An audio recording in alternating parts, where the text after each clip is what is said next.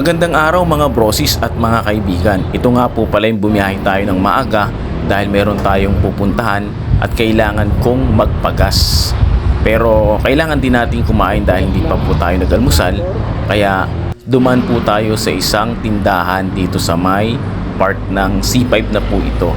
Ayan, so bumili po tayo dyan ng tinapay at ng tubig kahit papano ay meron laman ng tiyan natin sa pag-drive. Mahirap po kasi mag-drive kapag tayo gutom, baka pagbunga pa ng aksidente. Pero napansin ko po si kuya na nakaupo sa gilid. May napansin lang po ang kakaiba. Kaya naramdaman din po natin yung awa. At eto, kahit papano po ay nag-abot po tayo ng kaunting makain, tubig.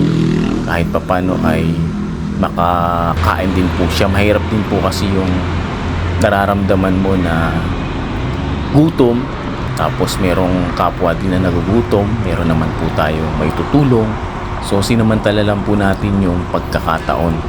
At alam ko po na ang bawat gawang mabuti na mula sa puso dahil sa pagsunod sa utos, hindi po mawawala ng kabuluhan kailanman.